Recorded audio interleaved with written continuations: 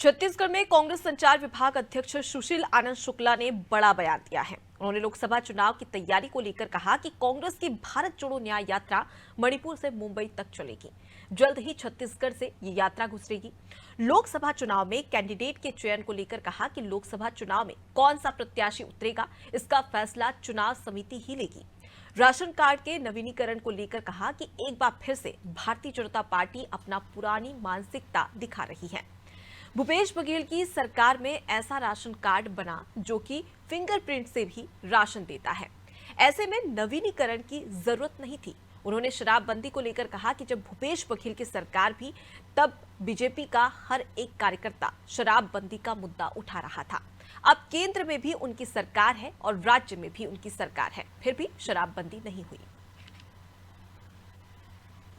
Akhil Bharatiya Congress committee के पूर्व अध्यक्ष, कांग्रेस के वरिष्ठ नेता श्री राहुल गांधी जी मणिपुर से मुंबई तक की यात्रा में निकले हैं और यह यात्रा छत्तीसगढ़ भी आएगी। फरवरी के मध्य में इस यात्रा के छत्तीसगढ़ आने की संभावना है।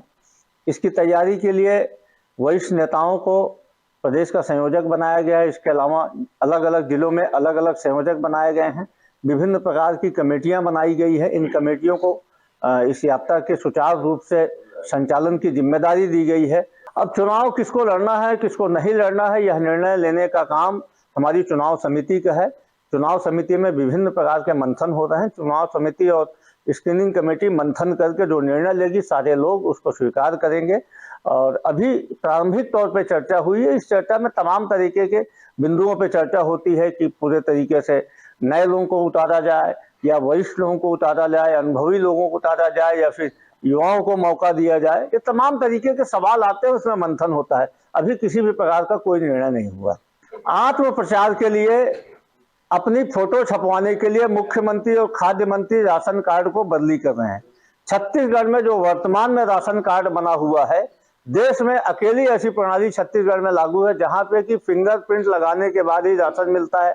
जितने भी राशन कार्ड बनाए गए हैं, सारे राशन कार्डों को आधार कार्ड से जोड़ा गया है। उसके बाद क्या आवश्यकता पड़ गई कि आप फिर से नया राशन कार्ड बनाने जा रहे हैं? सिर्फ अपनी फोटो को लगाने के लिए, अपने आत्मप्रचार के लिए छत्तीसगढ़ के 72 लाख परिवारों को आप फिर से लाइन में खड़ा करने जा रहे हैं। यह भारतीय जनता पार्टी के स्तरहीन काम है। कांग्रेस पार्टी इसकी कड़ी निंदा करती है। यदि कोई आवश्यकता होती, यदि कोई जरूरत होती, तब आप करते तो समझ आता है। दूसरा, राशन कार्ड नवीनीकरण के नाम पे भारतीय जनता पार्टी अपना पुराना चरित्र दिखा रही है। इसके पहले भी जब जब चुनाव के बाद भाजपा सरकार में आते रही है, वह राशन कार्ड नवीनीकरण के नाम पे, सत्यापन के नाम पे लोगों के राशन कार्डों को कटौती करते रही। इस बार भी लोगों के राशन, बड़ी संख्या में राशन कार्ड काटने के उद्देश्य से ये नवीनीकरण की प्रक्रिया अपनाई जा रही है। पिछले 5 साल में भारतीय जनता पार्टी का मंडल से लेकर पूर्व मुख्यमंत्री तक, यानी कि हर छोटा बड़ा नेता शराबबंदी की बातें करता था।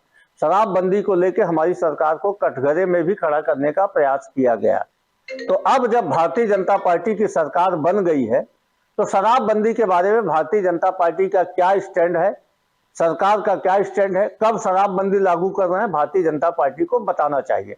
बेहद दुर्भाग्यजनक है कि मंत्रिमंडल की बैठक में निर्णय लिया जाता है कि एक भी शराब दुकानें नहीं बढ़ाई जाएंगी। बढ़ाने वाली बात नहीं है। कितनी शराब दुकानें आप कम कर रहे हैं शराब की खपत कम करने के लिए, इसके बारे में आप अपनी कार्य योजना बताइए। हमारी सरकार ने तो 100 दुकानें कम किया था। हमारी सरकार के समय प्रति व्यक्ति शराब की खपत 18वें नंबर में देश में छत्तीसगढ़ आ गया था, पहले नंबर से। तो आप क्या प्रयास कर रहे हैं और आप शराबबंदी कब लागू कर रहे हैं, इसके बारे में भारतीय जनता पार्टी को